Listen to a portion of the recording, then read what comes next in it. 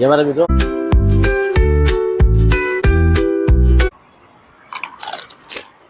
પકોડી એકદમ બેસ્ટ. આપણે સેવ પૂરી, દહીં પૂરી છે, પાણીપુરી છે. જય મારા મિત્રો, એકવાર ફરીથી સ્વાગત છે તમારું ચરોતરના ચટાકા યુટ્યુબ ચેનલની અંદર. મિત્રો આજે આપણે આવી ગયા છીએ નડિયાદથી અમદાવાદ જઈએ ત્યાં વચ્ચે આવે છે અંદજ ગામ. અંદજ ગામમાં મેલડી માતાનું મંદિર છે.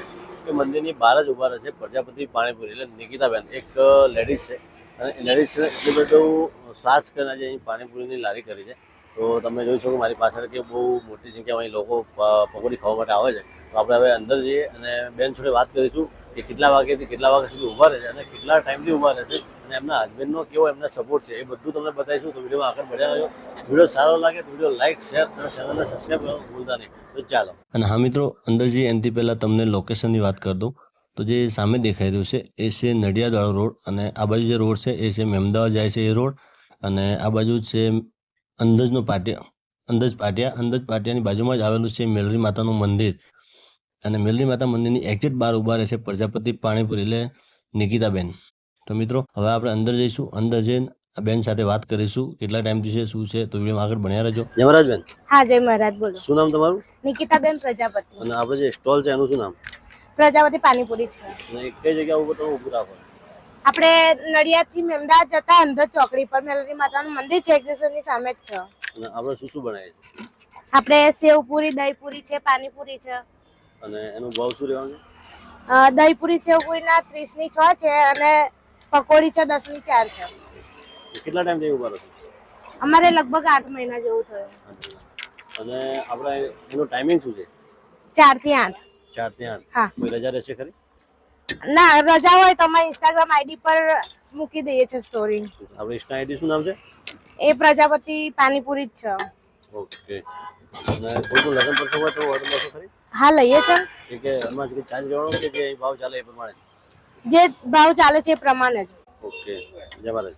જય મહારાજ. અને હા મિત્રો, હવે આપણે એમને ફૂડની વાત કરીએ. ફૂડની અંદર એ પાણીપુરી બનાવે છે. પાણીપુરીની સાથે સાથે દહીંપૂરી, સેવપૂરી પણ બનાવે છે. અને અહીં પૂરેપૂરું હાઇજેનિકનું પણ ધ્યાન રાખવામાં આવે છે. અને નિકિતાબેન જાતે બધું બનાવે છે પોતાના હાથથી, અને એક નંબર ક્વોલિટી બનાવે છે. મિત્રો તમે અહીં ભીડ જોઈને પણ તમે જોઈ શકો છો કેટલી બધી ભીડ છે. એનાથી અંદાજ લગાવી શકો છો કે એની પકોડીનો ટેસ્ટ કેવો હશે. તમે પણ જો નડિયાદથી અમદાવાદ જતા હોય અને વચ્ચે આ જગ્યા પર તમે પકોડીની લારી જુઓ તો એક વખત જરૂરથી ટેસ્ટ કરજો. અને તમે જો ટેસ્ટ કર્યો તો અમને કોમેન્ટ કરીને જરૂરથી જણાવજો કે એની પકોડી કેવી છે. અને હા મિત્રો, અત્યાર સુધી અમારી ચેનલને સબસ્ક્રાઈબ ના કરી તો સબસ્ક્રાઈબ કરી દેજો, જેથી કરીને આવનારા દરેક વિડીયો સૌથી પહેલાં તમને જોવા મળે. તો ચાલો આપણે આખો વિડીયો જોઈએ અને એમની આખી પ્રોસેસ જોઈએ કેવી રીતે પકોડી બનાવે છે. તો ચાલો.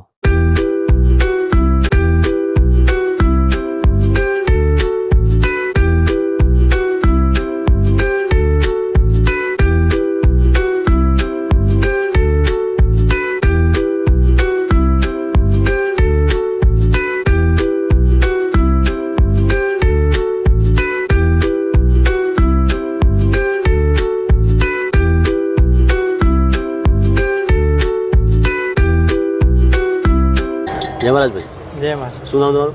રાહુલ. ક્યાંથી આવો? અહીં અંદજથી. અને જે નિકિતાબેન પકોડી બનાવે છે પકોડીનો ટેસ્ટ કેવો? પકોડી એકદમ બેસ્ટ. એટલે રેગ્યુલર ખાવામાં કેટલા ટાઈમ? અમે તો ખાસ ટાઈમ થી આવીએ. એક જ ટેસ્ટ છે ને? અહીં લોકોને આવવા માટે શું કહેશો? લોકો આવે તો સારું એમ. ઓકે. જય મહારાજ. જય મહારાજ.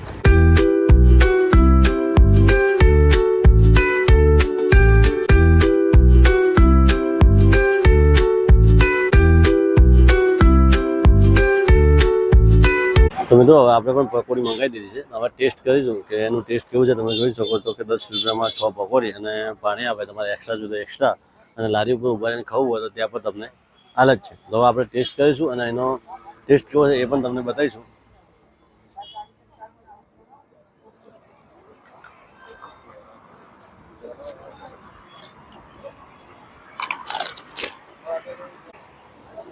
મિત્રો જોરદાર ટેસ્ટ છે.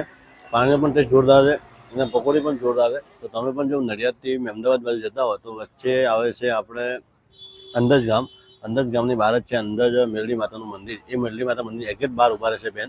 તો તમે પણ એક વખત આ જગ્યા જરૂરથી વિઝિટ કરો. અને જો વિઝિટ કરી હોય અને એનો ટેસ્ટ તમને કેવો લાગ્યો એ અમને કોમેન્ટ કરીને જરૂરથી જણાવજો. તો મિત્રો આજના વિડીયો એટલું જ. મળીએ એક નવા વિડીયોમાં. ત્યાં સુધી જય મહારાજ. જય હિન્દ.